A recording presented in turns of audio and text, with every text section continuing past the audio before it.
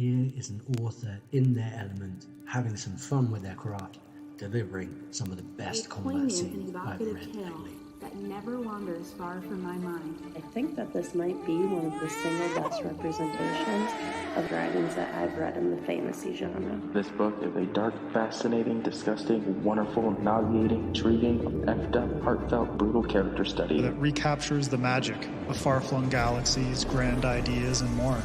There's so much this book gets right.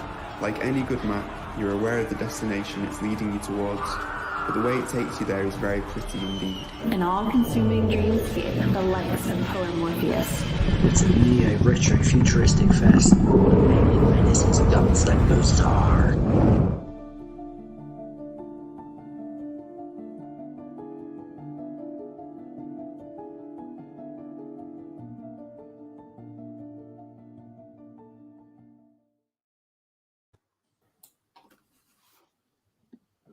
Well, that was very cool. Hi, everyone. I'm Miles Cameron, and I'm going to be introducing today's panel, which is on bringing history into your speculative fiction. I just thought I'd toss in speculative fiction because there's not just history and fantasy. There can be history and science fiction too, but mostly we're here to hear from other people. So I'm just going to ask everyone to start out by introducing themselves, and I'll point at Tasha first. Hi, I'm Tasha Suri, and I'm the author of a number of fantasy books, and particularly The Jasmine Throne and its sequel, The Oleander Sword, which came out recently. And I also wrote a historical-inspired gothic called What Souls Are Made Of. Freya. Hi, I'm Freya Musk, and I am a writer so far of historical fantasy, The Last Binding trilogy, of which the first 2 books are out, and I'm going to wave them at you. Marvelous Light is the first book, and A Restless Truth is the second. The third book, A Power Unbound, is coming out at the end of this year. Thank you. Jelly? Hi, I'm Fenderson Jelly Clark. You can hear my toddlers in the background. I'm the author of several fantasy books, including A Master of Jin, which is the most recent. It's a type of steampunk historical fantasy, as well as Ring Shout, which was a novella, which itself is a type of American Southern Gothic horror type fantasy. Thank you. Tilda? Yeah, hi, I'm Tilda Coldhold. I am the author of the Hanged God trilogy, which you can see behind me. First one being Northern Wrath, and that is historical fantasy about Vikings and Norse mythology. Thank you very much. And Leslie, bring us home. I'm Leslie Penelope, and I write fantasy and paranormal romance. My first series was Earthsinger Chronicles, which was an alternate 1920s epic fantasy. And my latest novel is The Monsters We Defy, which takes place in 1925, and it's a fantasy heist. Cool. Okay, I'm going to launch right into this because we have a ton of questions. And thank you all for providing questions. I really appreciated it. So here we go. First question, and I am going to start with Leslie. So while I read, you can think your way through what you want to say. How has history and historiography influenced your writing in speculative fiction? I think that I've primarily written historical fantasy. I have some contemporary stories that are more paranormal, but I get a lot of inspiration from the past. Creating new worlds, basing it on existing cultures, or trying to combine cultures and interesting things that I've found in the past to create new worlds. Or if I'm setting it in our world, really basing it on like real things that I've researched. So I kind of discovered that I actually like to do research. And it's really helpful in sparking creativity for inventing new things. So yeah, I think using history as the basis and the grounding so that we can all relate to it, even as I'm trying to push the envelope and trying to do something that you might not have seen before, at least in the way that I'm doing it. It's always grounded in something in the past and something real that I thought was fascinating. Jelly. Yeah, I think pretty much very similarly. I think, I think I don't know if I set out to use history to tell my stories, but it becomes a source of inspiration. Some little historical nuggets, some aspect of history helps trigger my imagination to write a story. And so for those stories that I have set, on this world, They tend to be inspired by some historical event, and even stories set on other secondary worlds are influenced in many ways by historical events that have happened. So, I think it's a great source of information, great source of inspiration. Thanks. Tasha. I think I agree with what everybody has said. I think that history is a huge source of story and inspiration, and I've definitely found it very inspiring. But I also think that I feel like I'm following quite a tradition. A lot of writers before us have drawn from history in big ways. So much classic fantasy is heavily drawn from history. And even sci-fi as well. I was recently watching the OG Star Trek series and was going, oh, the Cold War again, and the Cold War, which I realized was contemporary at the time. But nonetheless, you can see the way that real events influence the way we write speculative fiction. And it's really quite fun to be part of that tradition and drawing from real things that happened. Freya. Yeah, I absolutely agree. I wish I had known earlier when I was in high school how much of history is just story, and that, so many stories are in history waiting to be stolen and forced into funny hats and disguises and put in a new place. So I think that is a lot of what we do, even when we are writing fantasy in secondary worlds.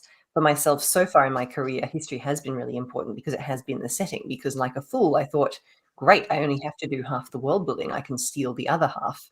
Not realizing how much world building decision making goes into the process, even when you are using an existing historical setting.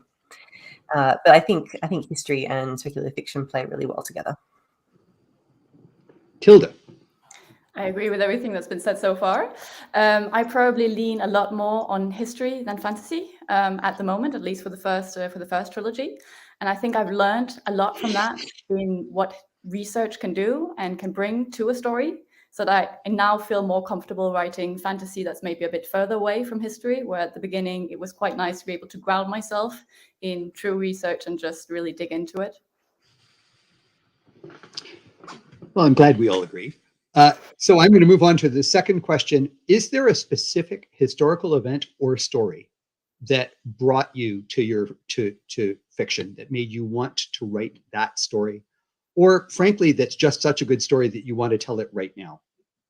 I'm going to start with Jelly. There's been something on my eyes that said, pick me first.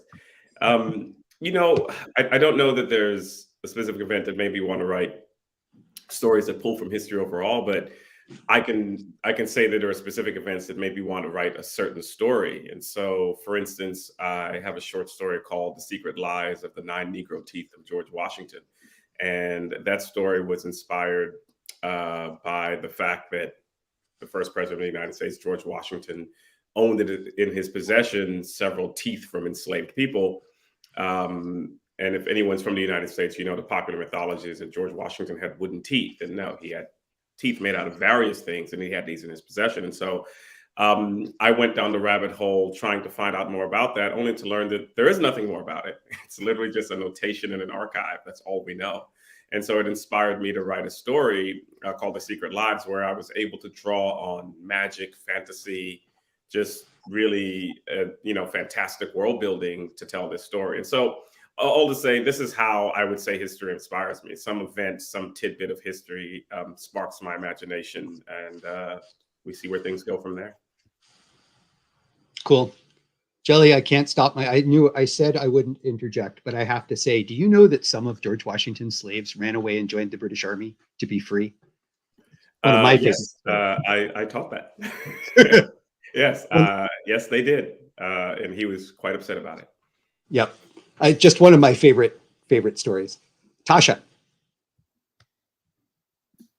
Somewhat related, that's one of my favorite short stories that I've ever read. So I'm not going to fangirl, but I just thought I would mention that. I feel that one of the events that's really inspired a lot of my work was the Mughal war for the throne between Aurangzeb and Dara Shikoh. And I was most interested in their sister, who was a mediator between them. So a lot of my earlier stories are really inspired by the various Mughal emperors and the way that they variously did a very bad job of keeping or passing on thrones. But to be quite honest, I always felt like I came to history not through a great love of history itself, but through a love of vibes and aesthetics, which is very shallow. But I think that people should be able to reach for history and learn about history through whatever avenue most appeals to them. And for me, it was things like Bollywood films. So I grew up watching the films that my dad loved, like Mughal-e-Azam, which is a real classic, and introduced me to that moment in history, but didn't really tell me anything about the history. So that was something that I had to explore a little later on my own. Freya. Excellent. I'm very glad Tasha has now given me permission to be shallow, because I have to talk about the decision-making process as to why I set my trilogy in Edwardian England. And when I first was thinking about this series, all I knew was that I wanted to write a series of queer romances that together formed a historical plot. And I was looking around for a setting. And I think we can probably place the blame on the movie Titanic, because I thought I have to set one of these on an ocean liner at the time of the Titanic. The aesthetic there, perfect vibes. And then when I started researching what was actually happening in the Edwardian era, which is a quite short little historical time period sandwiched between Victorian and World War I, what I was finding out about the politics of the time and what was actually happening in Britain at the time shaped the thematic arc of the story. I found out about what was actually happening in terms of class struggle and discussions about power. And so there's a scene in book 3, which is actually set in Westminster, with politicians talking about a real issue of the budget and social welfare. That was a huge deal at the time in 1909.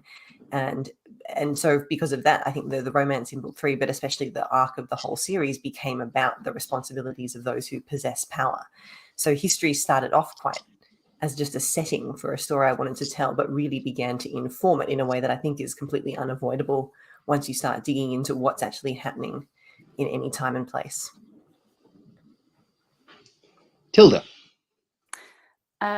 So to continue the shallow trend a little bit, I didn't think that I would ever be able to write something that was based on history.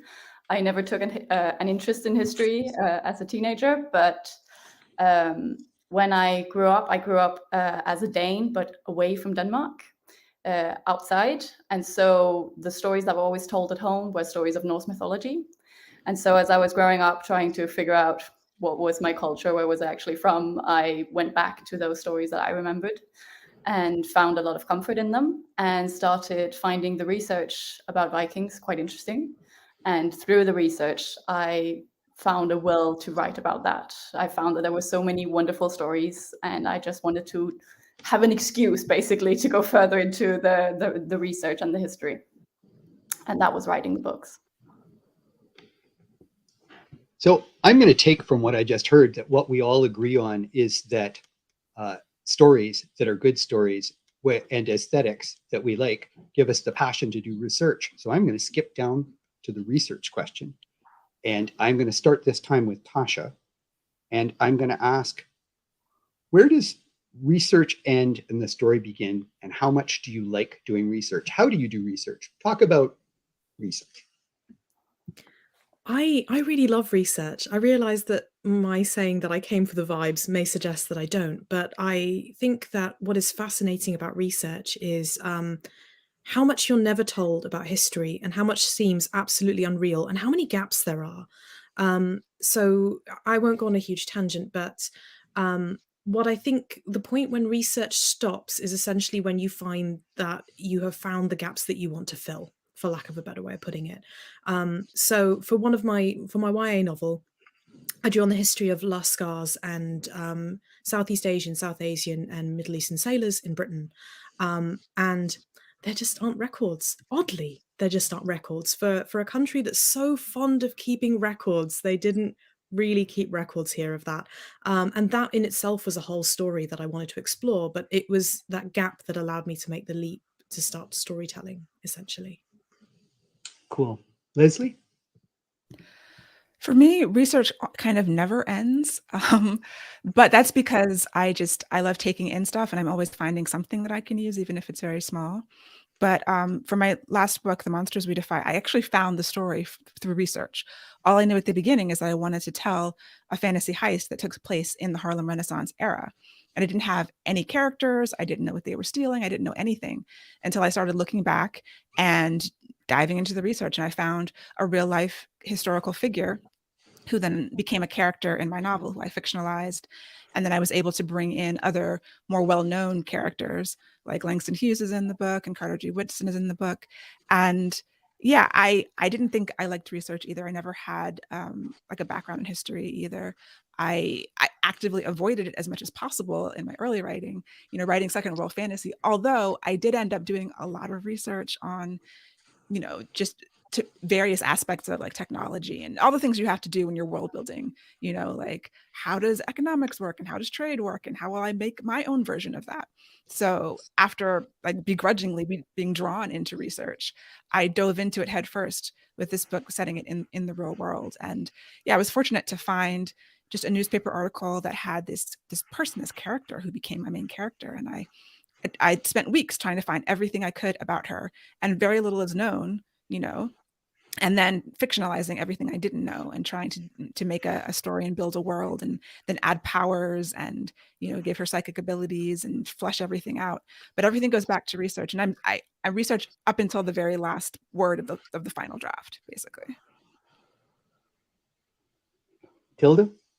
Yeah, same thing. The research never, ever goes away, never ends. I feel like it continues even after the book is done. I feel like I always have more things to learn.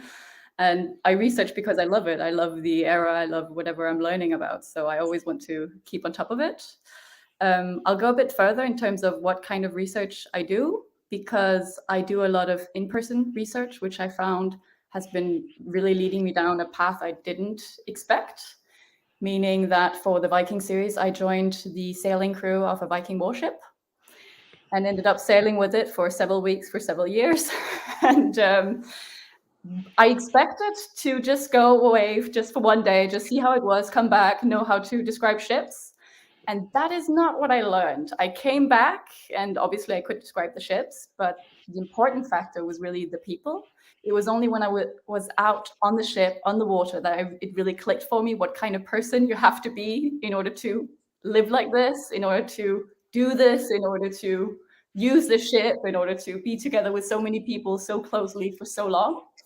And so that's something I've really taken with me from here on, and everything that I write now. I try to find that element that will get me to have that moment where the key kind of opens the lock and I kind of get what kind of person you have to be in order to find yourself in this kind of situation.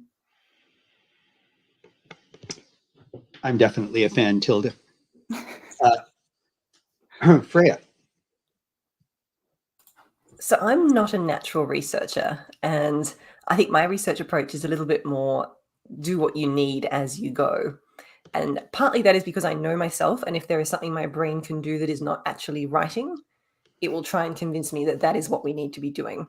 So I did a bit of general research into the time period as I was planning the books. So I am quite a planner, but then I just started drafting. And I would research a question as it came up, which is one of those things that you're also not supposed to do. You're supposed to just put a little marker in the text and move on. But I quite enjoyed that because it did mean that the research was shaping the story as I went. And I would stop and go, okay, how did women get into the British civil service in 1908? What kind of roles were they in and how were they chosen? And then I went and found that there wasn't a great deal of detail about that and just used what detail I could find and then moved on to the next thing. So a lot of the things that ended up in the book was just what I needed for the story, which is my way of world building when I'm world building in a secondary world as well. It stops me from going off on tangents and building a whole lot of stuff that I don't really need, which I then feel compelled to throw into the story for the sake of it. But I agree that there is no substitute for the occasional in-person experience. And when I was writing A Marvelous Light, one of the things that really was important to me was the aesthetic of it. And I was setting part of it in a house that was done up in the arts and crafts style. And when I was in England, I went to a place called Whittick Manor, which is a National Trust property, entirely done up in this particular internal style. And just the experience of walking through the rooms and thinking, how would I describe the visual effect that this is, which is like nothing else I've ever seen, was one of the best things I could do in order to create a sense of vivid detail for the first book. Cool. Jelly.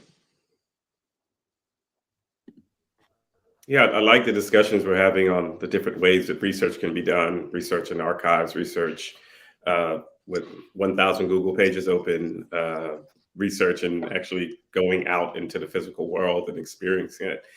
So I probably, when it comes to research, I bring in my probably professional background, academic historian here for all the people who. So my interest in history is a little less than shallow, and so I bring in basically what I learned, how to learn to do research academically for history. And so I find myself bringing a lot of that into when I do research. I even end up, I'm like, why am I in JSTOR looking at journal articles? And that's just where I naturally gravitate to. Or I'm looking for authors and I'm trying to see, are they scholars? Where did they get this from? Is this actually? And so I think I bring some of that into my research. When I Google something, I need to figure out who said this and where it came from before I'll accept it. And, you know, I think I agree with Leslie and Tasha that the researching never ends. I think it was author Tochio Onyebuchi once sent out a tweet saying like, beloved, all those Google tabs you have open, close them eventually. I'm the person who, I can never close them. There are like 100 of them. And I figure if I close them, I'll lose this little bit of information. So, you know, I research, I think in a bit of what everyone has said, I tend to research to a certain point, then I start the story, because you'll never have everything you need before you start the story. That's impossible. And I'm always going to be researching something right up through the several drafts that have to be done. If it's a book, I'm still like, you get an arc, good luck, because I've researched and I've thrown in something new just before the last edition goes out. So it's a constant process. And to me, it's fun. Again, probably because of what I do. And yeah, I think it's just part of what you have to do. If you're doing any type of writing, you're going to be stuck doing research. So get used to it. Okay, we're going to move on to a new question. How important is accuracy, historical accuracy, in your writing? And I want to put some quotes around this because we are talking about speculative fiction. So we're not discussing necessarily hitting everything, but what part of accuracy, let me rephrase, what part of accuracy is important to you in your writing? What do you want to shape sort of just the way it was? Well, maybe you play with some other things and maybe discuss both sides of that equation. And this time I'm going to start with Tilda. Yeah, so let's say where to start? I try to be very accurate in different ways. And I think the reason that I approach it this way, I'm going to give you an example. A lot of people, when they think Vikings, think of horned helmets. We know today that Vikings did not have horned helmets. And yet, still, whenever I say Vikings, people mimic the horned helmets. And I have to explain that this is not the case. And this is just something that's been continuing on for a very, very long time, where people have just repeated it in paintings and in films and so on and so forth.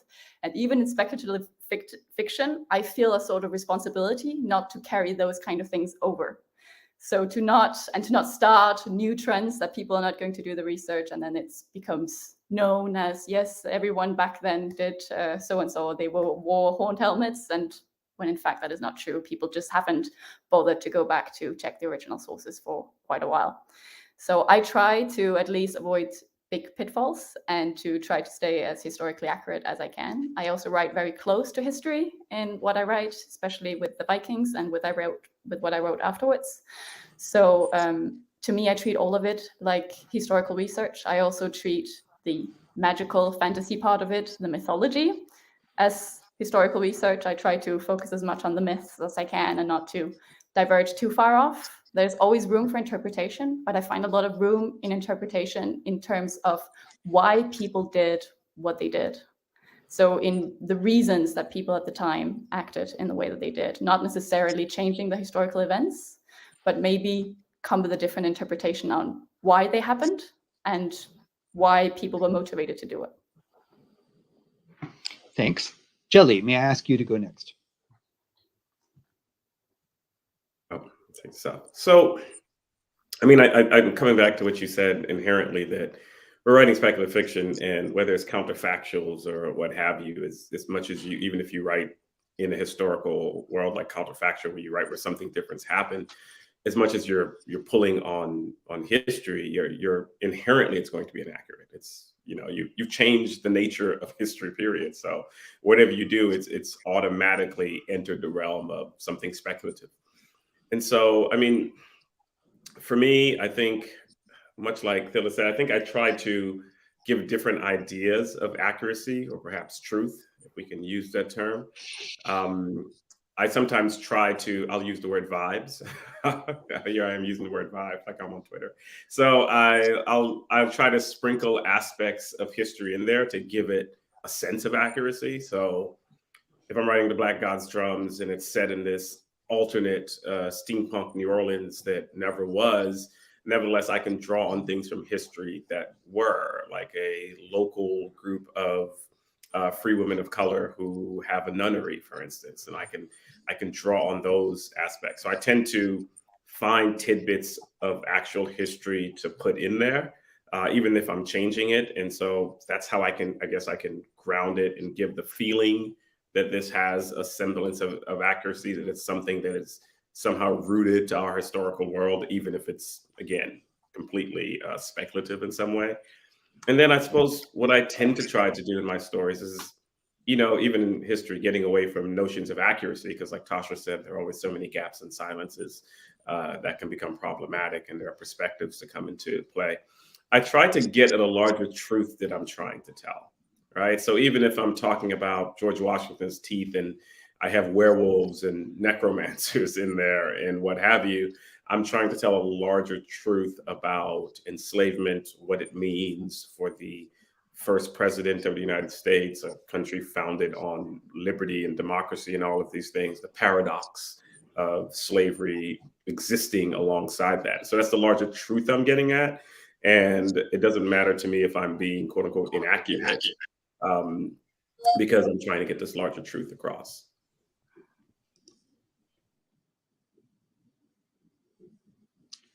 Hello? Sorry, I just seem to have lost sound. Can you guys hear me? Yes. Okay, good. Tasha, I'm going to ask you to go next. I'm sorry, I'm the one who brought vibes to this conversation. I opened the door on vibes. I think that everything that Fenderson and Tilda said is really interesting, because I kind of want to draw a little bit on both of those points, about the Viking horns and also about how we play with history in speculative fiction. So I think Pratchett called it the Tiffany problem, right? That there is a vision of history that people hold very, very strongly. And if you negate it, even if you are being accurate, often that makes the reading, it throws them out of the reading experience, and you have to drag them back in, which isn't quite what he said, but is kind of a summarization. There are humongously strong cultural and shared narratives of what history is that doesn't have much resemblance to real history. And that can be quite complicated, because I think a lot of fantasy, a lot of speculative fiction is about playing with those narratives. But then we also have some responsibility to play with the real history that took place. And then we have to ask what's real, because when I was writing about the 18th century, there were multiple sources saying slavery was illegal in Britain, there was no slavery. And then I found from the archives at Glasgow University real records of adverts of white people looking for people that they had enslaved. So there was slavery. It was really happening. But all of these resources were saying that it wasn't real. And both of these things were considered factually true because these were real records of the time. Both of them were. So I guess part of what is historically accurate is, who do you ask and whose records do you still have? Which makes things complicated again. So again, we're writing speculative fiction. I, for example, have mostly written in secondary fantasy worlds. But I think when you start trying to play with real historical truths and also with the cultural narratives about what people believe history is, you can end up in very interesting and often dangerous waters. But I think that that's part of what you do when you write. I didn't say anything about my own work really there, but I think those are some of the things that come up in the field that we work in. Leslie. Yeah, I think that's a really good point. There's so much, I'm writing in Black American history. My latest book and the next two books are kind of different periods in time. And so much of Black history is lost. We don't have primary records for a lot of people. They weren't writing diaries. They weren't being interviewed. So we have other people looking in and giving their opinion on what's happening, and their opinion is biased in whatever ways it was. So looking between the lines and trying to represent, like an honest, like a heart truth, and a lot of it is just my beliefs about certain things. So in some ways I try to be extremely accurate with the things I can. I created a map of DC in 1925 and I listed out all of the businesses. So I knew what my characters were walking by when they walked down the street, things like that, where there are records and I can be 100% accurate. I will be. And I feel like that can make up for the fact, the parts where I can't be, where I don't know, and where I'm putting either the themes that I'm working on into the book or the way that I think it was, or I wish it was, or I hope it was. There's so much that we put in there. And also dealing with the magic, like what Tilda was saying, I'm dealing with hoodoo and sort of Black folk magic and all the different kind of diasporic traditions that were different in different places in all of the Americas and places where Africans went. And there's similarities and there's differences. And from state to state is very different. And anything that I can find, there's no cohesiveness to it. So at that point, it's about what's the essence of it? Can I take what information that I've been able to find and boil it down to what I feel like the core is and be accurate and be true to that, to the spirit of what I think people believed in, what their values were and what their hopes and dreams were. And that's kind of what I'm trying to put into the story in order to fill those gaps and also make a statement of what I believe in and what my book is trying to say. Freya.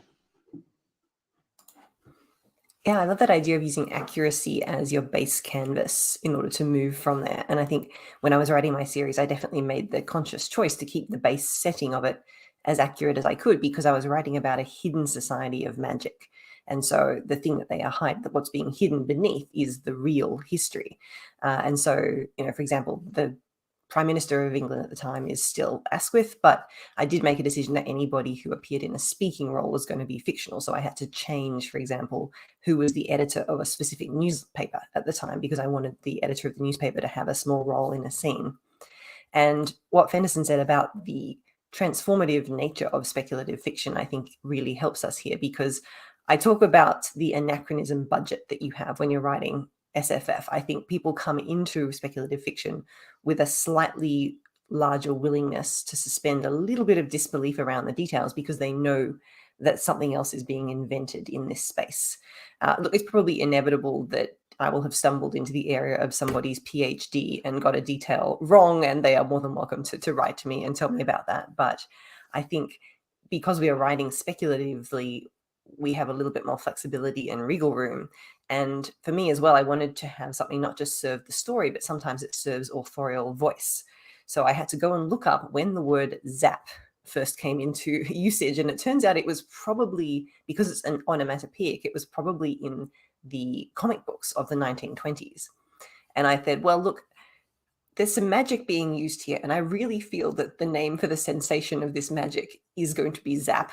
And I'm fine with my character inventing that word to describe the feeling. But in another scene, I did use the word sexcapades and could not persuade my editor that my character in 1909 was going to come up with the word sexcapades all on their lonesome. And they said, no, find another word. So I think sometimes it's about what's serving story. Sometimes it's about what's serving voice. Look, I'm Australian. If a conversation doesn't contain the F word, did it really happen?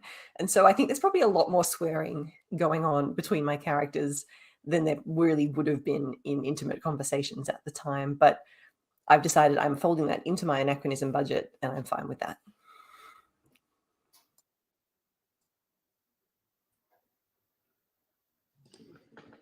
So my next question is sort of a meta question. I love history, but we are in an interesting encounter moment in history. And I'm speaking to an academic historian, so I hope I'm not going to do this badly. But we're in a moment where we're discussing post-colonialism. We're in a moment where we're discussing systemic racism. We're in a moment where we confront a lot of bias in a lot of the writing of history.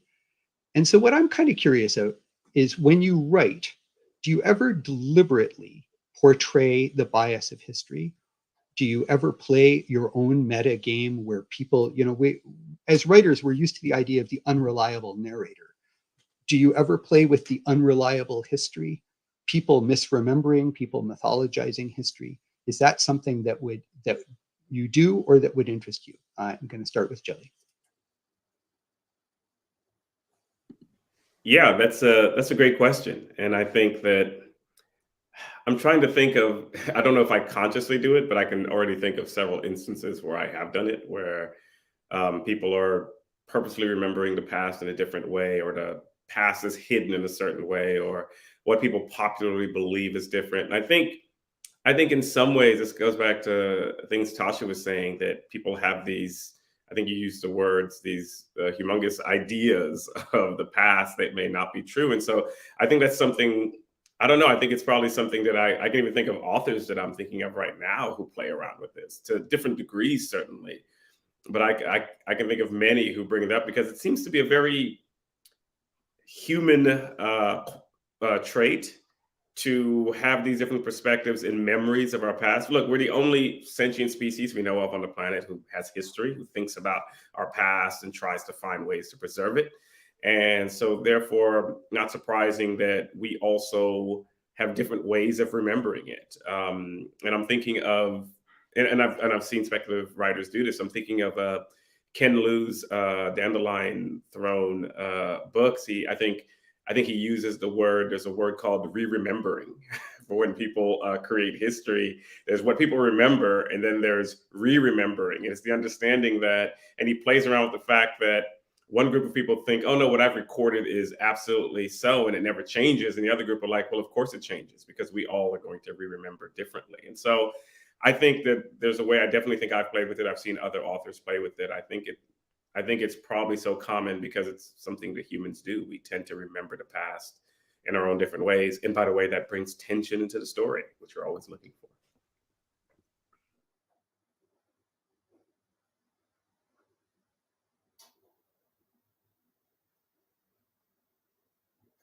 Oh, I'm done. Yeah.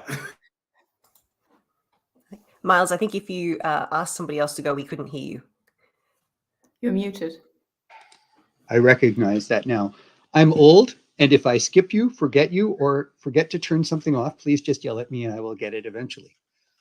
Leslie is what I said several times, hoping that you would go next, reading my mind. Yeah, I'm sorry, my telepathy isn't up to par right now. But yeah, I definitely have played around with that as well.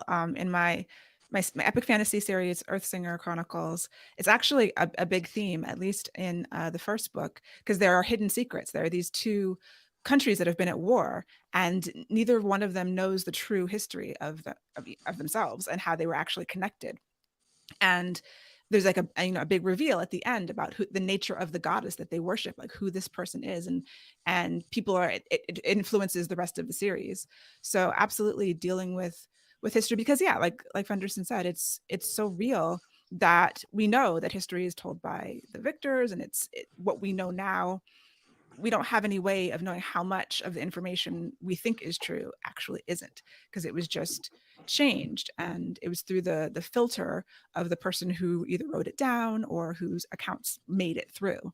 And there's so much that was destroyed and purposefully hidden, and also not purposefully hidden. I mean, people try to forget things for a variety of reasons. Sometimes they're just painful, and we want to pretend things were a different way. And there's sort of like the idea of a national consciousness or national values. In America, we have very, very clear ideas about ourselves as Americans, that whether or not they relate to what actually happened in history, I'm very dubious, but that's it's created this culture that persists. So that's one of the really fun things to play around with, especially when creating new worlds and trying to to write speculative fiction as a way of commenting on reality and doing it in a way that is not actual historical fiction, where people can get their backs up a little bit more about what you might be saying that contradicts with their idea about themselves or reality. But in a story, you can couch it and hide it and hopefully trick people into understanding what you're saying. Tasha.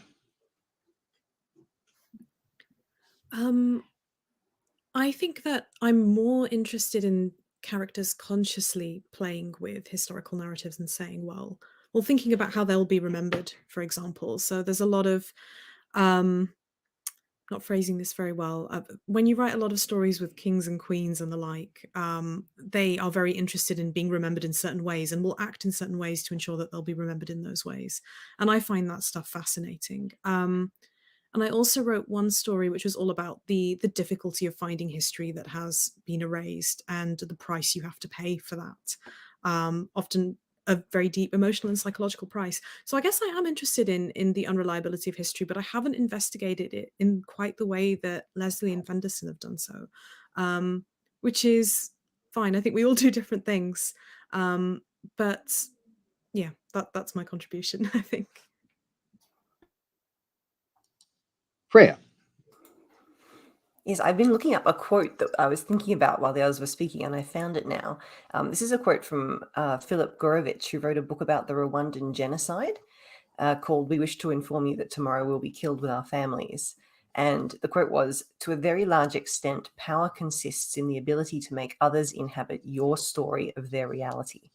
And I think I've always been fascinated by stories in all sorts of media that are about this idea of suppression of story and historical story as violence. And I haven't written it myself yet, but I love exploring stories that do that. And I particularly like characters that are self-aware about the nature of their place in history and the fact that history is being written as people live it. And I think the historical TV show Black Sails does this really well. It's very meta, it's very self-aware. There's a lot of characters talking about how they are going to be remembered and how they can feel the forces of social pressure turning them into monsters. And they know that somebody else is going to write the story that they are featuring in. And the entire struggle of their existence is how can I be remembered for the fight that I am actually fighting and the person that I actually am. And I think that's an amazing theme for all kinds of fiction. It's not something that I think I've explored a lot in my own work yet, but I love seeing it, and I'm sure it's something I'd like to dig into in future.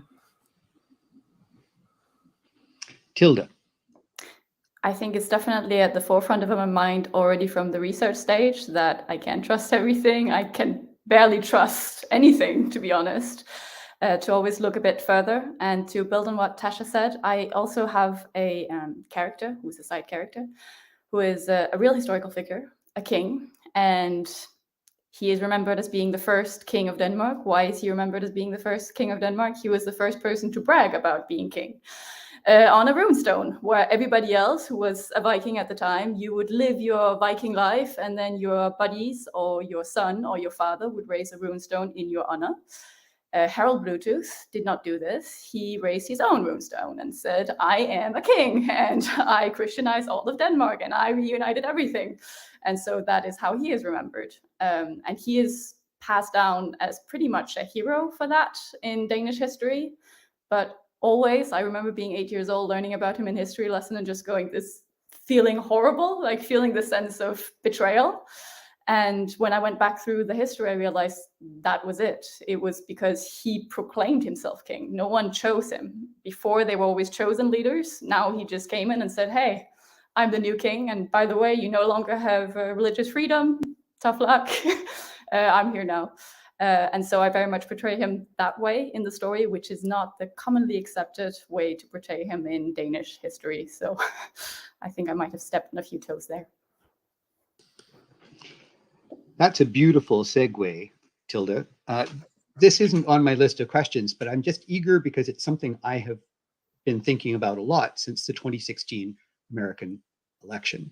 Re-examining the so-called great leaders of the past in light of knowing that there are people capable of simply telling an endless stream of lies and getting a great many people to believe them. The figure that leaps to my mind is Louis XIV, who, the more I read his own words, the more I wonder if Louis XIV was Donald Trump, convincing the French nation to follow madly in his footsteps. But so I guess I'm now going to ask you guys, do current political events like the existence of post-truthiness, as I believe somebody referred to it, influence how you would look back at the so-called great figures of history? I feel like Tilde had already heard this question in advance and jumped right on Harold Bluetooth. I have some suspicions about Harold Bluetooth too, but I'm just wondering if anybody else looks down the barrel of this particular gun, and I'm going to ask Leslie to start. I don't think I have. I do think people have seen things in my books that I didn't necessarily put there. I had my one of my agents came to me about Song of Blood and Stone, the first book, and there's this despotic king, and he happens to have reddish hair, and she was like, "Oh, it's Trump," and I'm like, "Oh, I wrote that in 2013, so no." But I like where your energy here. She was very excited about this idea that I was writing about Trump when I wasn't. So sometimes you can get that effect just by basing it on other characters who shared maybe similar qualities. These people are not in vacuums. It's like there's playbooks, it seems like, for tyranny. So yeah, I don't think I've done it consciously, but it's always fun to see what people see in your work that might reflect current times. There's other things where there's a refugee crisis, and since I wrote it, I was writing about one. By the time the book came out, there was a whole different refugee crisis that people thought I was writing about. Those kinds of things, happen because of publishing. Freya? I think it's hard to exist in today's climate without it influencing your writing in ways that you're probably not aware of. I like that idea about this idea of a playbook for tyranny. I think you can sort of file that also under like the banality of evil in many ways. I think these great figures are not as original as they think they are. They are not the first great man. They're not even a great man. They're playing into a pattern that's been set up and played over so many times that it's tired. Oppression is old. Evil is old. And I think no matter, even if you're deliberately using these people for inspiration, you're going to be hitting on patterns that existed before they did and before you even picked up your pen. So I think it's part of writing history. You're going to hit patterns accidentally because the patterns have always been there. Personally, I think I try to steal little bits and pieces from great figures or figures who have tried to present themselves as great, because there is something very relatable then about looking at a person who's very invested in their own narrative, and I'm going to present myself this way, and having your own characters or your more sympathetic characters be the ones who can see the ragged edges of whatever that person is trying to present themselves as. There's a lot of scope to create very dislikable villains by drawing on some of what we all know about the people who are trying to be the great figures of today and not really succeeding to the extent that they think they are. Tilde, you can pass as you gave us Harold Bluetooth, or you can tell us more.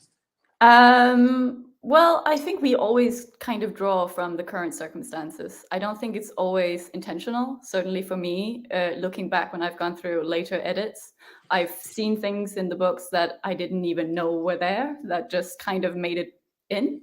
And when I look back at when I wrote it, I realized, oh, okay, this or that was going on, was happening either in my personal life or in the world, and it just sort of made its own way in. So I think I see a lot of that happening on my end. But otherwise, yeah, I'm going to pass it along. Jelly?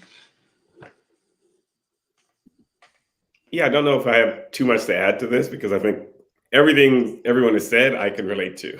So I think that I'm going to be influenced by what's happening around me. I think sometimes I'm not even aware that I'm influenced. I don't tend to purposely set out to talk about some incident that's happening when I'm writing. And also the way the publishing world works, for anyone who knows it, everyone who knows it, it's slow. And so sometimes people will ask me, like when I wrote Ring Shout, they were like, so this was definitely influenced by the George Floyd protest. I was like, the book came out in October, like a few months after the George Floyd protest. You know how long it takes a book to go through a process? Absolutely not. But people see those things, and people bring their own perceptions to your work. So that's normal. Yeah, I think, and I like what Freya said about there are these patterns, and so our minds tend to organize patterns, and so people will see a certain pattern that you might be pulling from or might not be pulling from, but they'll see it. And so, yeah, that's my non-answer by saying I agree with everyone.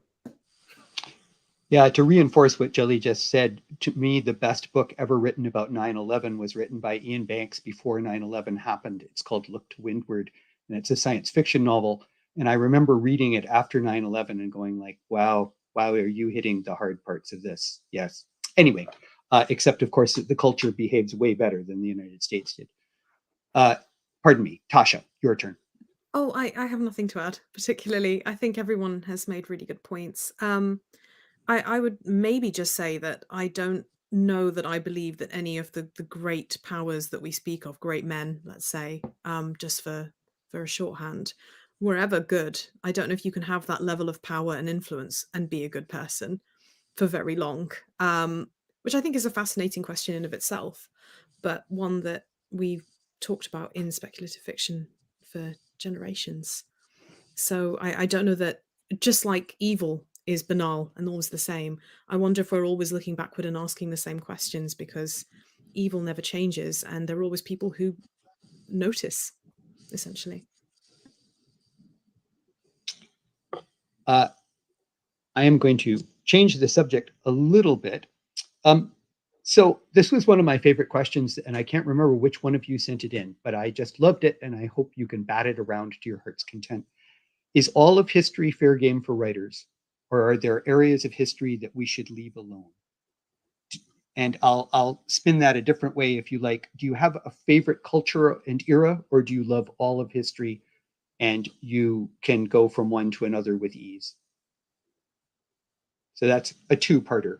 And by the way, would it help you guys if I repeated the question when it was your turn?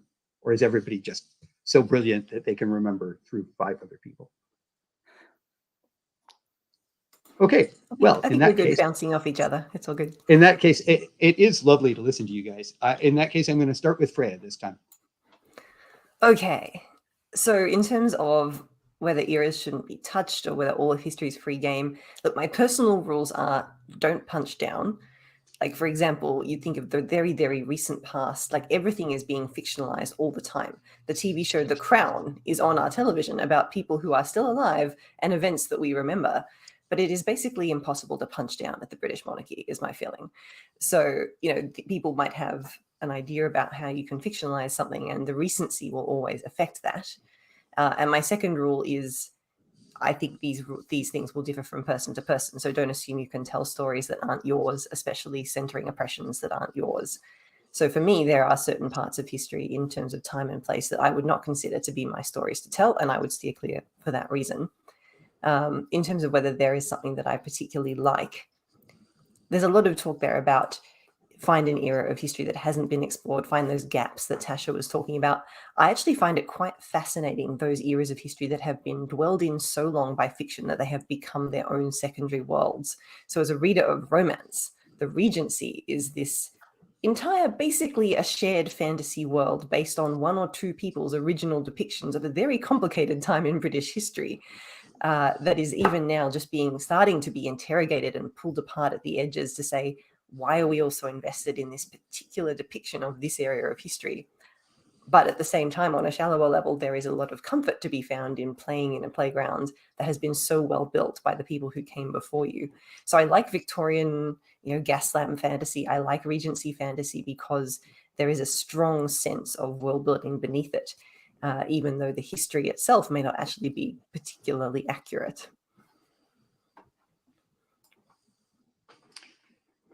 Sorry, Leslie, can I just add quickly that absolutely. I researched the Georgian era, and having read so much Regency romance, I was shocked by how awful the Georgian era was. It was just monumentally horrible for everyone. Nobody was having a good time. And it was just like a handful of, rather inbred dukes at the top. It was nothing like the books I'd read. And I just think it's kind of fascinating to kind of look at the way the history and the world building of Regency romance are so at odds with each other. And it was built to serve the story, like because you're writing romance, there have to be 17 dukes. They all have to be single, young, good looking, and potentially scarred in an interesting way, because that serves the genre that you're in. Oh yeah, and I love those dukes, don't get me wrong. It's just they're so not like the real ones. It's terribly disappointing. Well, think about like medieval fantasy. I mean, the medieval era is horrible. And I feel like that movie that came out, The Duel, that nobody really saw, it was supposed to be a great movie, but everyone just looked so terrible and like awful, and the haircuts were so bad. Like I just couldn't stand to watch it. That's probably how it really was. But we have these, idealized versions of medieval fantasy, and they skip over all of the plague and the teeth rotting and things in large part, I think. So yeah, I love a good Victorian or Regency era fantasy. I mean, romance as well, but there are only 20 dukes and they're probably all over 70. So, Leslie, some other time I'll try and convince you that the Middle Ages wasn't nearly as bad as the so-called Renaissance. But in the meantime, it is your turn. As far as eras not to touch, I personally don't think there's anything I would stay away from. I mean, there's things I'm less interested in, but if I had a great idea for something, I would want to dive in and figure out how I could make it my own, how I could tell that story, how I could, I don't want to be afraid of a specific era or a specific place. But I think I do have an interest in sort of 20th century. Like I also have an idea in the back of my mind for like Iron Age fantasy, which I think would be very cool. I haven't seen enough of, but that would be so much research, and while I like it, I'm just like, ooh, that's a whole different kind of thing, and it sounds a lot harder, but maybe if the idea comes to me. So I'm in the 20s and 30s. I'm doing something in the 1800s also, and yeah, which is harder than the 20s and 30s, but that's my answer. I don't want to be afraid of anything. We'll see where the muse takes me. Jelly.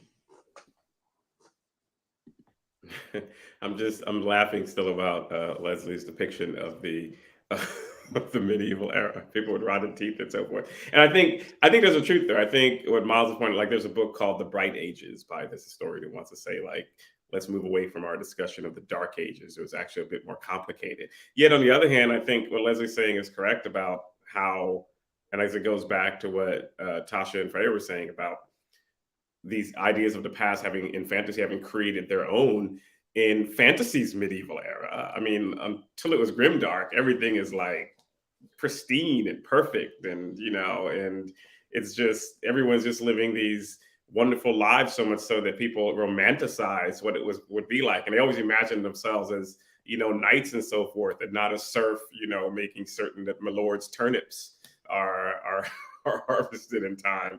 And so, yeah, I think it's always funny about when we imagine the past, who we imagine would be. Like everybody imagines in the Regency era that they're going to be one of the dukes, and it's like, oh no, I'm a slave on a plantation in Jamaica, right? Like that's also happening during the same period. And so we have that's a whole other side thing about how when we imagine these stories, who we tend to put ourselves in and how we tend to cast ourselves in all of these things.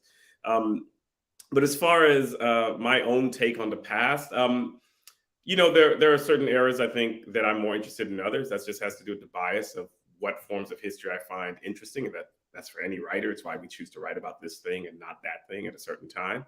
I think I won't say there are places in history that I would say that, oh no, that's off limits, but there are certain aspects of history, especially when we're dealing with atrocities or genocide or certain things where if I went into those areas, I would be very careful about wading into it and deciding what I wanted to say about that era and whether I needed to be in that era, right? So I think I would definitely give it thought. And I think that's just, I think that's normal. I think unless people are so arrogant that they just, go wandering forth like a bull in a china shop, that you give it that thought. And so, yeah, that's how I'd answer that one.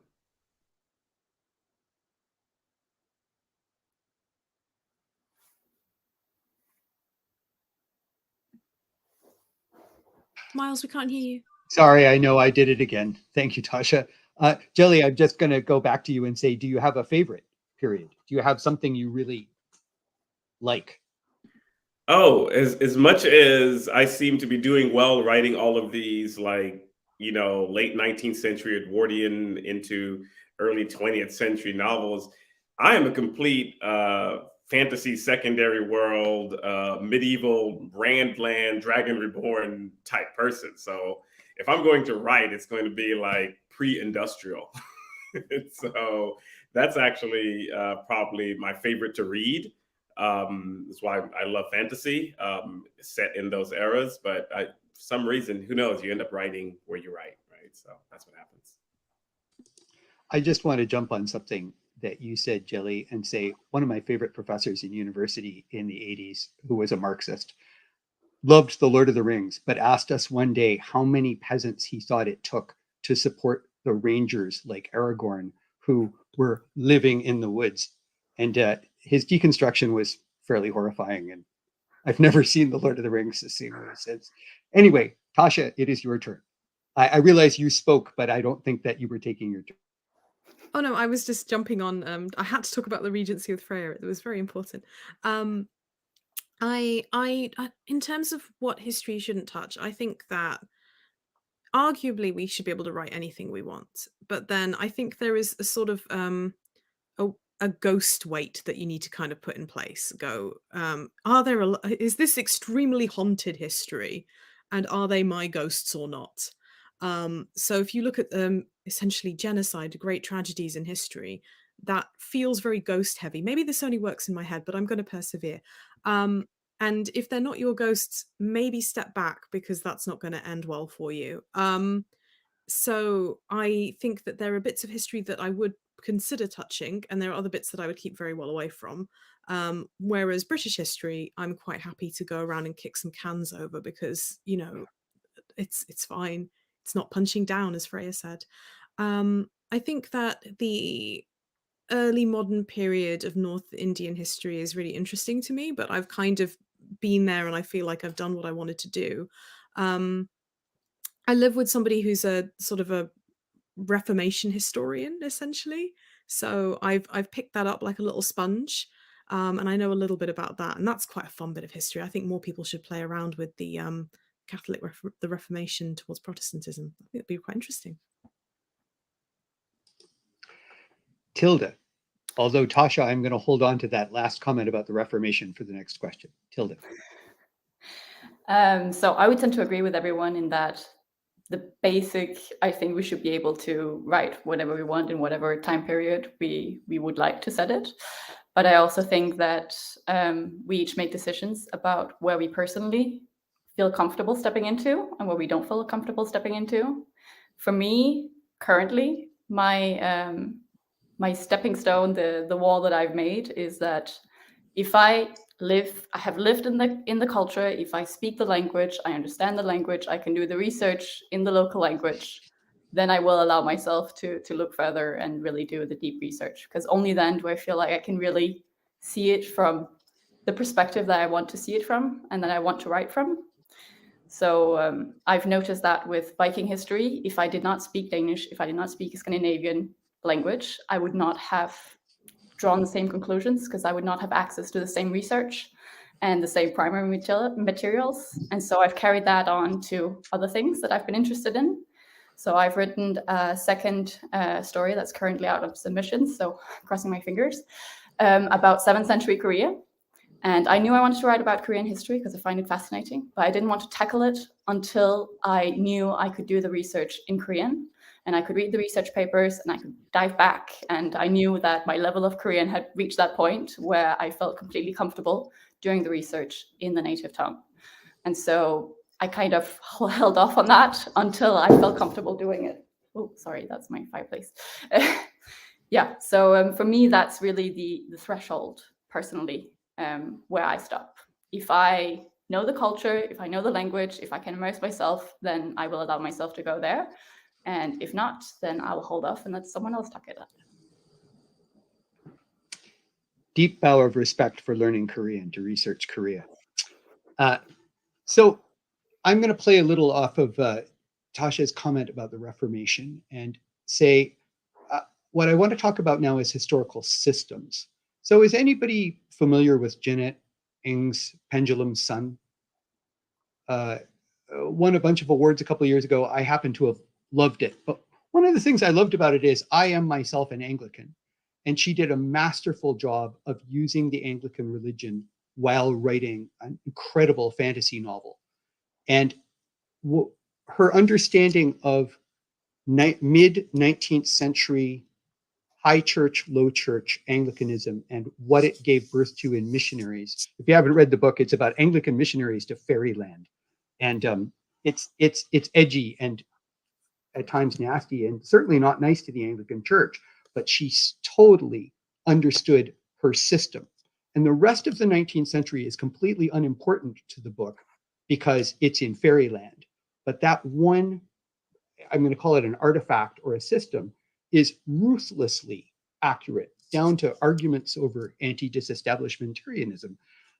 So I'm just wondering, do you ever make use of a system while otherwise jumping off into the secondary world, or the beloved fake Middle Ages of fantasy?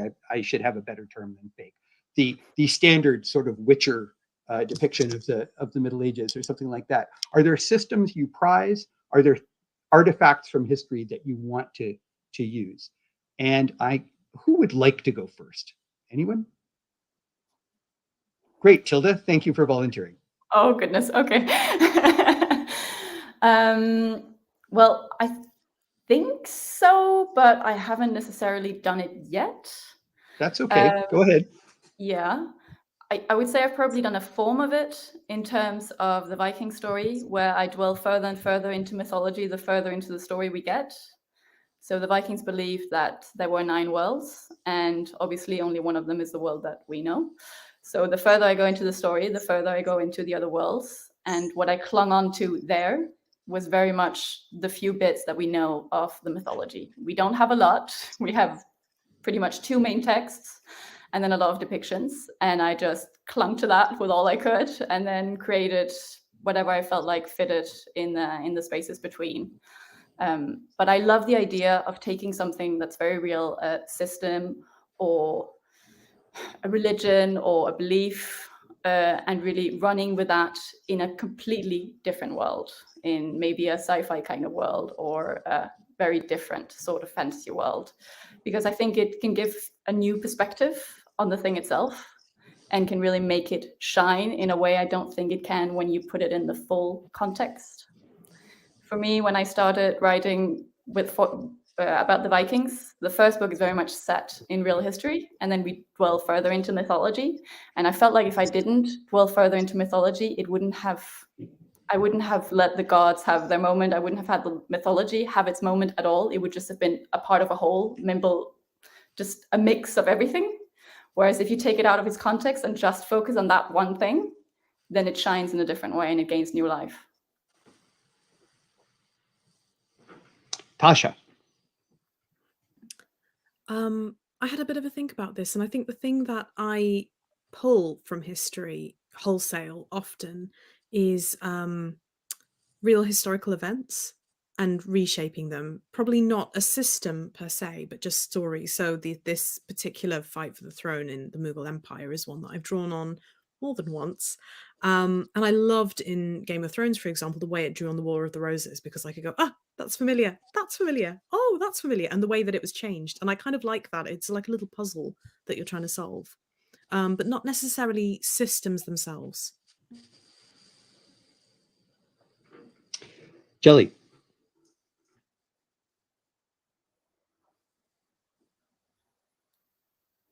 No, I'm talking without unmuting myself. So, yeah, I don't know. I mean, I think that definitely there are.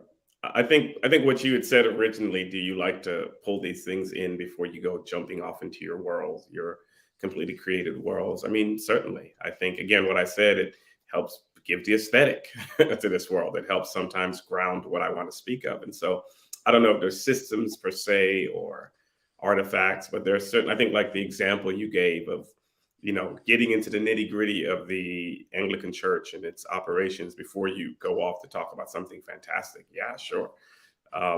Especially if I'm pulling on something from our world that helps give it that feel of realness, that feel of quote unquote authenticity, a word I don't like using a lot, but I can't think of another word to replace it. So yeah. Leslie. In some ways, yeah. Like I like to take things, like talking about hoodoo in The Monsters We Defy, and what I know of it just from like family, and then what I've read that other people's versions of it, and try to create a new version. So take what I think is accurate, like basic historical records, things like Zoroastrian's ethnographic records and things like that, and then change them like 35 degrees, or like take them to the left a little bit and make them my own. And so in that way, it's still a system, it's its own system, but I don't want it to be exactly that way because of what I'm doing with it. And I'm trying not to be disrespectful to people who might be practitioners or believers, or, have it a lot closer to their hearts. So if it's grounded in that, and then I take everything that I know and understand about it and shift it over, then it becomes my own. And I feel like I'm not disrespecting anything. And I try to do that with anytime I'm pulling like all this real information and real cultural things of cultural significance or religious significance. In order to avoid that, I just make sure that I shift it. It becomes a little bit of a puzzle because I think you can see the origins, but also you can see that it's not that thing. And hopefully that makes it unique enough.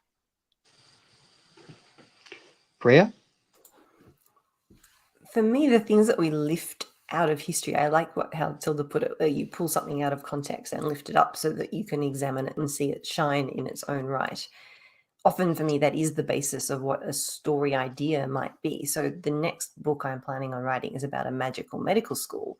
And the systems that I want to pull out of history and weave into the book are things like the historical conception of the body and the historical ways in which different practitioners of different types of medicine, surgery, magical witchcraft, the ways in which the roles of those people in society were in conflict at different times in history.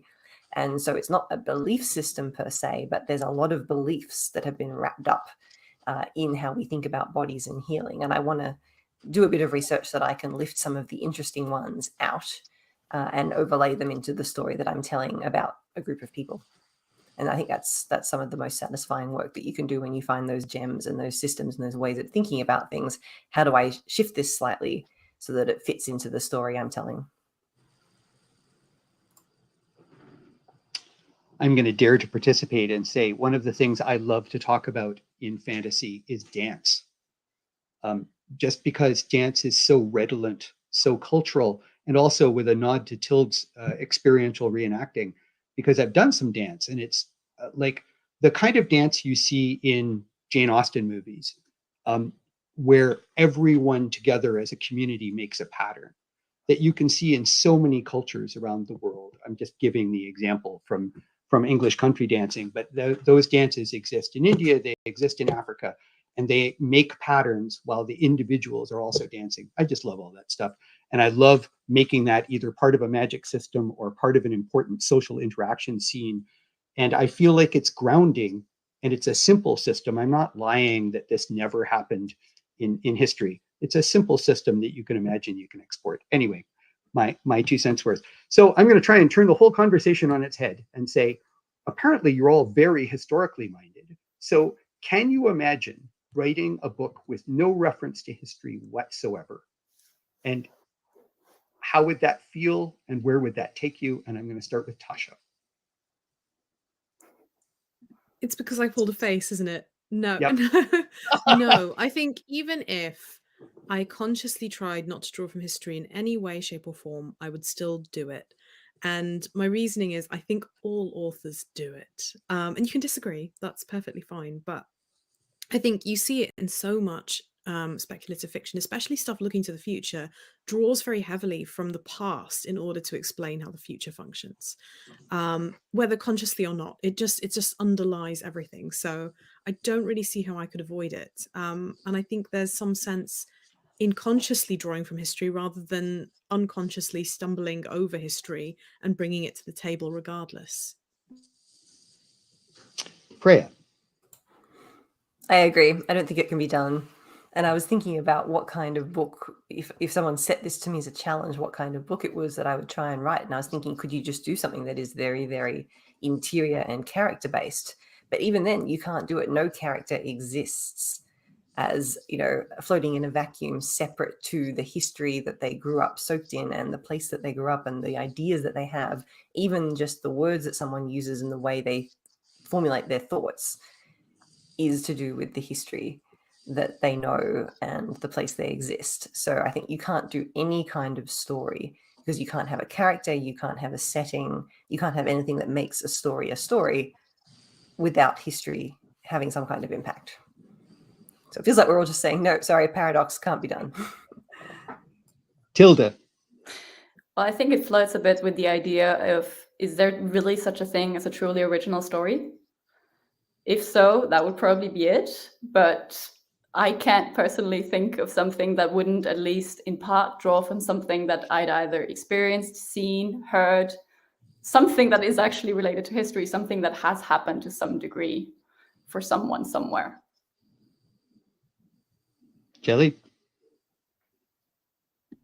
Yeah, I'll have to agree. I think it's a paradox. I don't know if you can create it. I think that we're all pulling from history, whether we're talking about the past, whether we're talking about the far-flung future, whether we're talking about our secondary worlds we build on some aspect of history. So I just think it's a matter of degree and intention in how we do it. There may be some stories that they pull on history so absolutely you can pretty much tell what it's pulling from. You can see and sense where it's coming from. And then, some people do create, for instance, secondary worlds where they are so different and so weird and separate from ours. It may be harder to figure out what aspect of history they pulled on, and yet there are probably themes there that deal with it, right? And the way they create their social structures and the way they create their, dynastic kingships or what have you. It's, something's going to be there. So yeah, I don't think it's possible, and that story might be kind of boring. Leslie? Yeah, same answer. I'm writing a dystopian series right now, but even though it's in the future, you can't have, even if you're not writing human beings, like even if your entire all of your characters are other creatures, like as a human being, we only know what we know and we only know what we've been through. And so if you're trying to make an opposite thing that it's like no other society, you're still pulling from society to see what would be opposite. And if it's that opposite, is it even plausible or believable on a fictional level? I can't imagine it. And maybe we all have a lack of imagination, but I don't know that it's possible. I just want to say, where were all of you when I was on this panel at Worldcon, where everyone wanted to tell me that history wasn't a big part of fantasy? And I'm like, no, you can't imagine a world without the past. Anyway, we don't have enough contention to generate that question. I think we're just all in agreement, but it is lovely to hear your points of view. We have run through all our questions. I have one more to toss at you, but it's pretty airy-fairy. So has anybody got anything they'd like to talk about? Tilda? You're making that face. I'm looking around. No. I think you got to everything. Tasha? No, I was muted. Sorry. Is there one period of history that you haven't written in that you're really keen to or would love to write in at some point? I'm just curious about that. That's a great question. Would you like to answer it first? Oh, absolutely not. Oh, well, that's great. There. Let's see. I haven't called on Jelly to go first in a while, so I think it's Jelly's turn. I don't know. I can't think of anything top of my head. So, I don't write a lot of the future. I don't. So there's something that's weird for me. I don't do a lot of. I think I have one story that's set in the future, and so I don't know if I want to, but it will be an interesting challenge on me writing something in the far-flung future, and like Frank Herbert foundational, way in the future, and think about how I might do that and how I would pull on the histories that we have to talk about that. And again, I don't see myself doing that anytime soon. Nobody think, oh, Jelly's going to write a futurism novel. I don't think so. But if there was something that I just don't do that's a challenge, that would be interesting. I thought you were going to write your medieval novel about dragons. Yeah, there's that one. Leslie? Yeah, I mean, I have that like the notion to do something in the Iron Age, and I also have a vague idea of something in the 90s. Like just go back to growing up, beginning of the internet, like that era of for nostalgia. We've done 80s nostalgia; it's been a big thing. So I think 90s nostalgia is next. But yeah, there's nothing. The story comes, and then the story is the thing that really motivates me. And it's not really the time period. So if the story comes and it's like, oh, that has to be in 1500, well then I guess I'm diving into the 1500s. Tasha, may I answer? Is that allowed? Yeah, I'm not in control. So yes, No, but no, even if I were, it would be absolutely fine if you answered. I've always wanted to write about Tang China, about 8th, 9th century China. Basically based on one story, which is that when the emperor wanted to retrain his bodyguards to make them better swords people, the greatest sword master in China was a woman. And that's all we know. Story ends right there. She came and taught them all to be better swords people. I immediately leap on that and go like, okay, surely there's a lot here. And of course, it's the sort of origin of the Silk Road. It's a fabulous cultural time. And it's a time that Europeans think of quite correctly for themselves as the Dark Ages. It's not the Dark Ages at all in China. My problem is that I know how long it took me to understand, say, 14th century Venice all by itself. So I just roll my eyes and go, if I have it another lifetime, and like Tilda, I could just jump off and learn Chinese, which I'm sure I could just pick up in a, 30-year period and start reading the literature. But I would love to, because there's so much there. Anyway, that's my 2-bit answer. Freya. I think I'm very impressionable by the research that I've already done and the stories that I've read. So having focused what research I have done on the very start of the 20th century, I've found bits and pieces on either side of the period I'm looking at that I find very interesting. And one of my favorite historical novels ever is actually set during World War I. And I think it's such trodden ground. It is one of those places that people are very interested in telling over and over. But I find it a very fascinating piece of history, especially in the ways in which the war has been mythologized. And the more reading I do about like the art movements and the writers and visual art at the very beginning of the 20th century, the more I'm interested in playing in the cultural spaces there. So I think somewhere in me is a story set in Paris in World War I. And it's probably about war artists, but I'm not quite sure what shape it has yet. Cool. Tilda? I think I'd probably like to explore a few different periods of Korean history. I find Korean history really fascinating, and it's something a bit of a, well, I wish more books were set in Korea during the historical period. So if I write some, more people will be drawn to it and want to write more about it. So it's a bit of a selfish wish. But this actually makes me think of something I wanted to ask you all. Because Leslie mentioned something earlier about Iron Age being more difficult to research. And I immediately thought, what? But the 20s and the 30s are way more difficult to research. There's so much more things. Like we have more records, we have more things that we know. As someone who writes in the Iron Age, I feel like there's so much unknown that I'm pretty much free to add small details here and there. So I wonder how you all balance how much research is available. What do you find difficult, if there's a lot of research or if there isn't a lot of research available?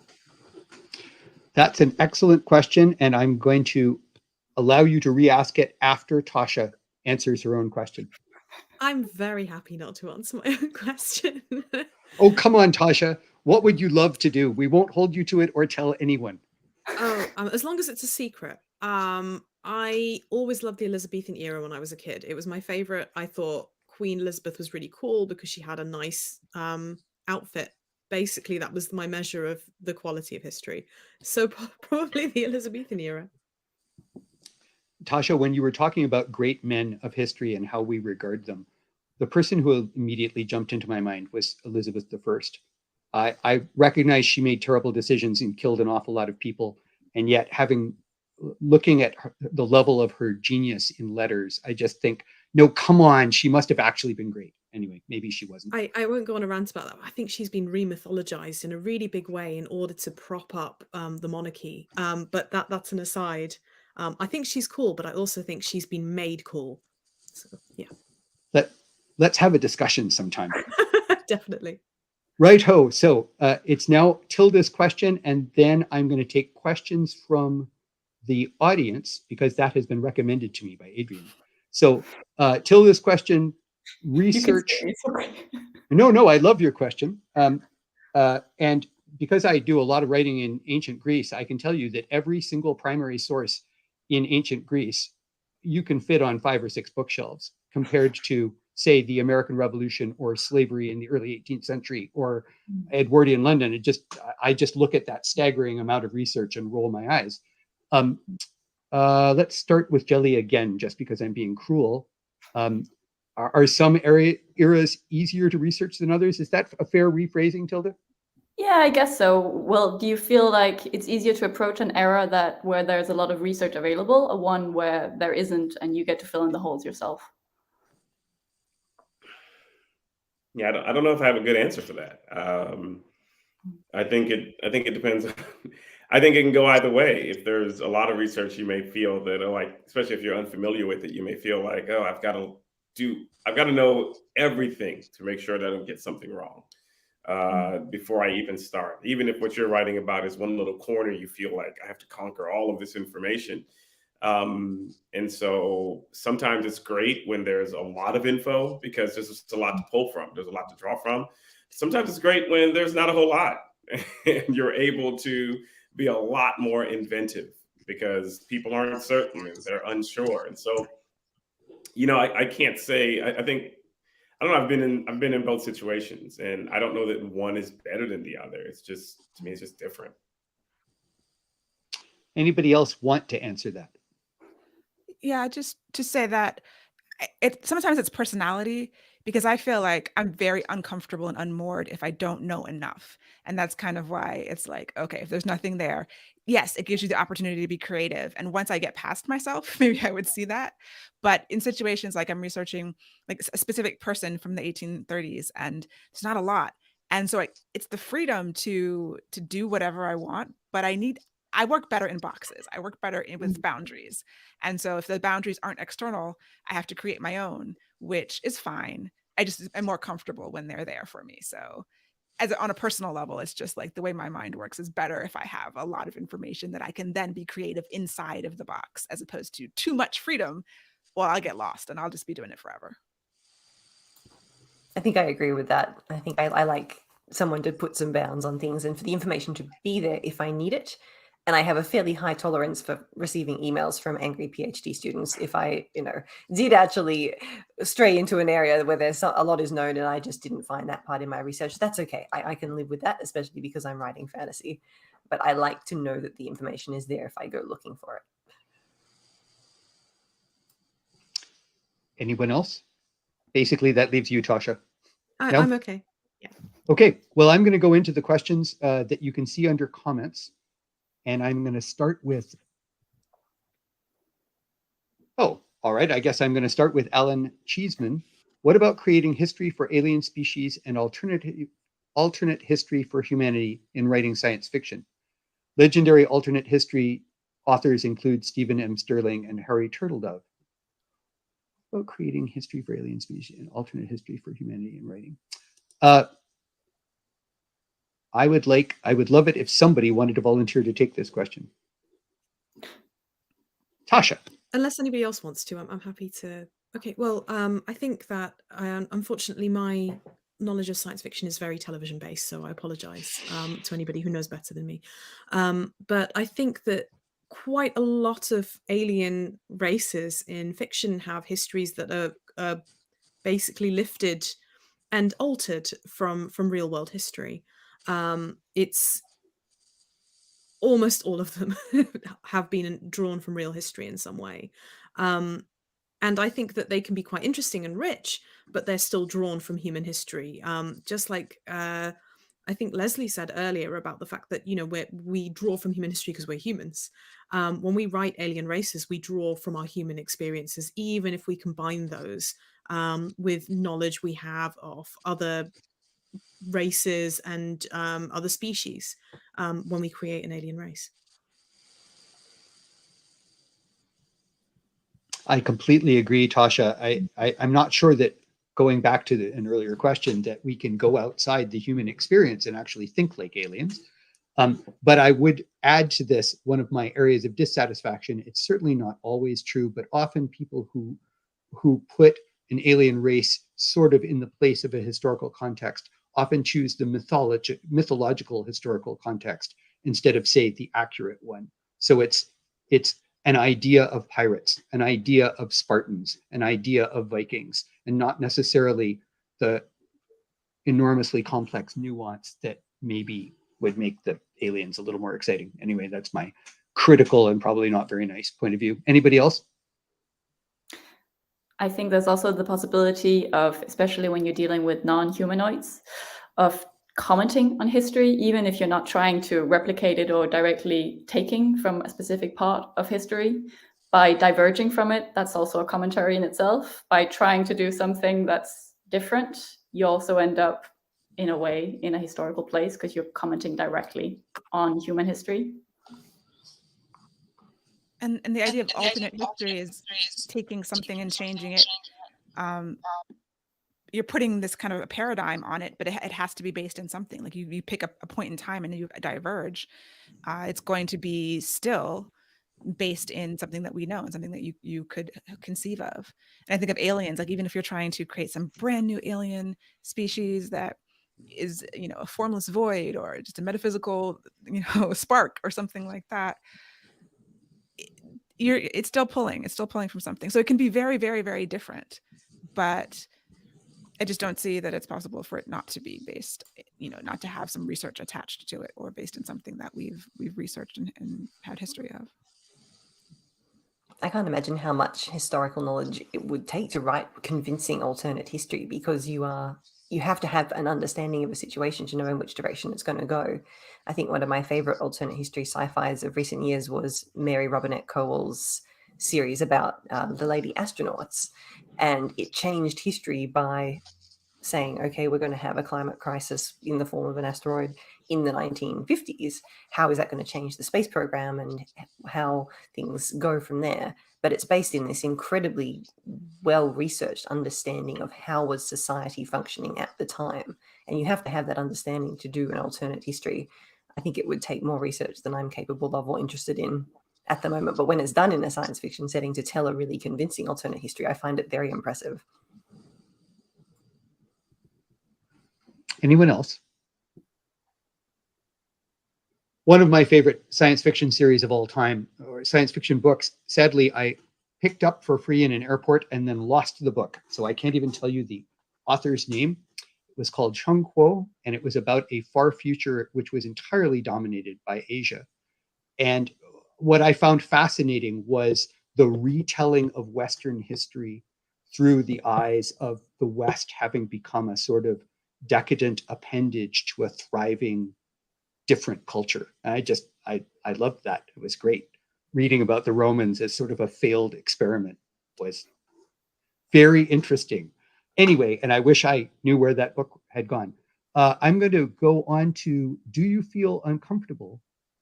No, the question was edited. Is there an additional responsibility if you're referencing history from other cultures than yours? So I'm actually going to daringly, as the white male, touch on this right away and say, the thing I find most complicated about this question is what culture we assume any individual is from. And that is complicated. More complicated, I think, with every change of identity and every realization of how the past has affected us. And having made that little comment, I'll let you all answer. Anybody want to take this first? Yeah. Tilda. Can I jump on that just to go further on that? I don't think anyone would look at me and guess that I speak Korean and have lived in Korea. So most people would look at me and say, you don't know anything about that culture. You have no right whatsoever to step into it and to talk about it. But to me, Korean culture is something that I've grown up with as much as I've grown up with French culture and with Danish culture and with English culture. So if I can't write about that, I also can't write about the others. And then that leaves me nothing within the real realm of things. So I think we have to be very careful about assuming where people are from, what they're allowed, so to speak, to write about. But there's definitely, no matter what kind of history I'm stepping into, I feel a responsibility to represent it in a way that it's not going to be rejected by the community that has grown up in it their entire life, because I haven't grown up in one culture my entire life. So I don't know exactly what that is like, but I feel a responsibility to represent it as to the truest that I can.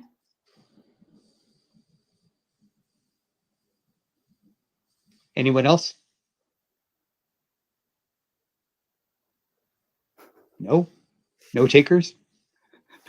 I have to admit, I feel like I get asked this question a lot in lots of different iterations, and the answer is that the answer is complicated. You have to do good research in order to do a good job, and nonetheless, there is going to be a group of people who will not be happy that you are writing outside of your cultural space. They may have very valid reasons for not being happy that you're writing outside of your cultural space, but there are also people who are, exist, I guess you could say, in a third culture that exists cross-culturally, like who are diaspora. Would you say, for example, that an Indo-Guyanese person couldn't write about India? Complicated, more complex questions there at play. So it's complicated, and I think that you have to wrestle with your own conscience and with the weight of history. And if you were not familiar with the weight of history and the barbs it leaves in certain people, probably leave that area of history alone. There's just not an easy answer. It's an essay, and it's an essay without a conclusion. I agree. I think it's a very personal question, and the question was framed around responsibility. And as Tilda said, there's always responsibility, and the amount of it will vary depending on what you're writing and where you're coming from. And personally, I love the way that Tasha said about, are these my ghosts or not? And for me, I think personally, at the moment, that is where I'm drawing my own lines. But it's very hard to ask a question and in the hope that you'll be given an answer that contains permission, because nobody's withdrawing permission. Nobody can give you permission. It is something that everyone has to work out for themselves. Yeah, I like Tasha's ghosts too. And I just want to say, for me, I have a Scottish last name. I know an awful lot more about medieval Venice than I know about Scotland.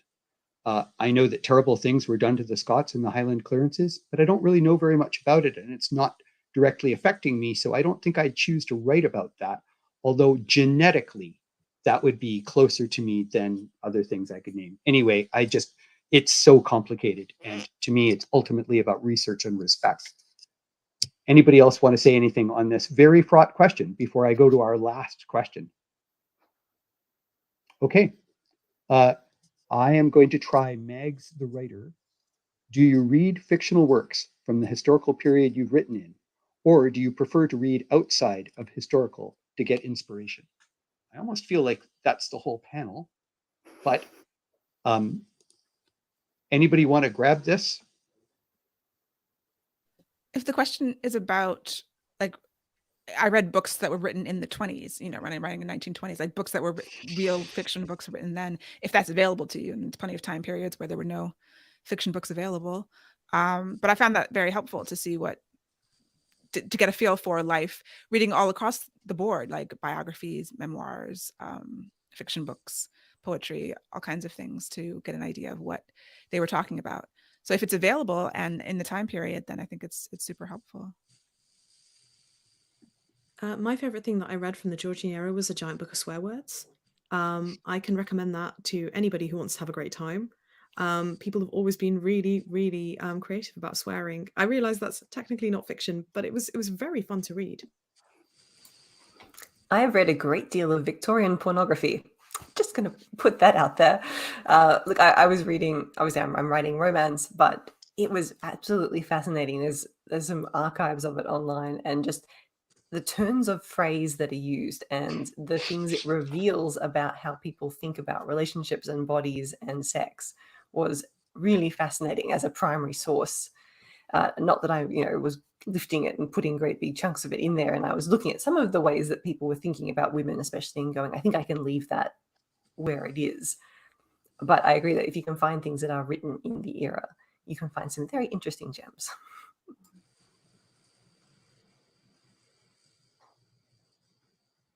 Anyone else? Well, friends, we're over our time. You guys are incredibly fascinating, and I hope that we can all sit somewhere at a table and have a beer, because you may think I talked too much, but I'm dying to have spoken to almost everything every one of you said. You're all so brilliant. That was so much fun, and I hope we all get together sometime. Maybe Glasgow 2024. Oh, by the way, Megs, the writer, would like Tasha to say the name of the book. Georgian swear words?